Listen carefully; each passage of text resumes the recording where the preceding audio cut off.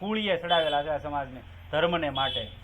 તમે અર્જુન સિંહ દેવજી શીખના પ્રસંગો સાંભળજો ક્યારેક, તમારા રૂવાડા એમ થઈ જાય ઓહો હો, એને પોતાને ધગધગતી રેતમાં મૂક્યા છે, રેતમાં બેહાર્યા હતા. ઓલો તવો હોય ને તવો, તેલમાં તો બેહારે, સુધનવાને બેહારેલા, પણ આને તો ઓલી પૈણો આવે ને, પૈણાને ગરમ કરે અને એમાં બેહારે. હવે આ મહાપુરુષની હાલત શું થતી છે? અને તોય એમ બોલતા હરી બોલ હરી બોલ, કોડે કોડે બજારે મારે તો એમ કહેતા હરી બોલ. આ મહાપુરુષ અર્જુન દેવજી હતા ને, એને તો મારીને જમનાજીમાં પધરાવી દીધા, ફેંકી દીધા મારીને, કે હવે મરી ગયો, હવે આમાં કાંઈ નથી. અને ત્યારે મહાપુરુષ પાછા જમનાજીમાં ગયા ને, ત્યાં સજીવન થયા, અને એવું હતું ને એવું શરીર પરમાત્મા આપ્યું. આપણે એમ કે ભગવાન હોય તો ભગવાન બસાવે નહીં, આ પ્રશ્ન ઉભો થાય કે ન થાય? પણ નહીં, ભગવાનને કાંઈ નથી કરતો.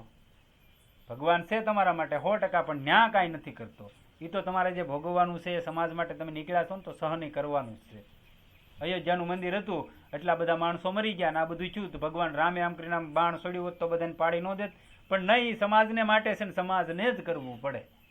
એમ તમે જેને લઈને નીકળ્યા છો, તો તમારે એ બધી યાતનાઓ સહવી પડે. કરપાત્રીજી મહારાજ હતા, આ મંદિરને માટે ને ગાયોના માટે જ તેને મારી નાખ્યા હતા. કરપાત્રીજી મહારાજને જે મૃત્યુ થયું એ એની માટે જ થયું હતું. કરપાત્રીજી ધર્મધ્વજા કહેવાતા એ સમયના.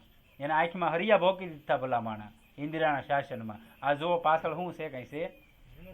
એને શ્રાપ આપ્યો. હા, આ વસ્તુ તૂટી ગયા.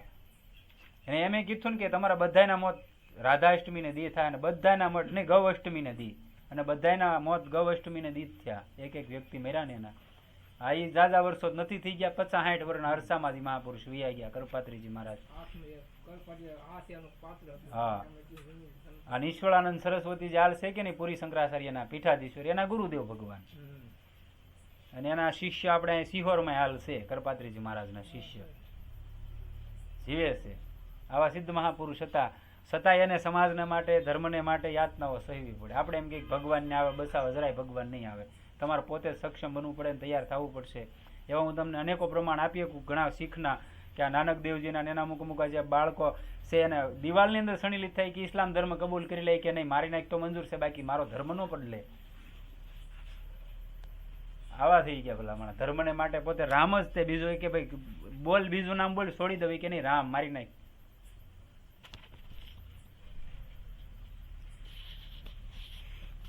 હિન્દુ મંદિરો તોડી નાખવામાં આવે તે સમયે મથુરાના સુબેદાર આદેશ અનુસાર ફકીરે લાલ દરવાજા પર એક યંત્ર મૂક્યું, ને તેના પ્રભાવથી જે હિન્દુઓ તે દરવાજાથી પસાર થતા તે મુસલમાન થઈ જતો, અને બીજા લોકો જબરદસ્તી તેને પોતાના ધર્મમાં સામેલ કરી લેતા. આ મહાન વિપત્તિથી બચવા માટે બધા વ્રજવાસીઓ શ્રી ભટ્ટજી પાસે ગયા, અને શ્રી આચાર્ય દેવે શિષ્યોની સાથે તે સ્થાન પર ગયા અને યંત્રને તોડીને ધર્મની રક્ષા કરી.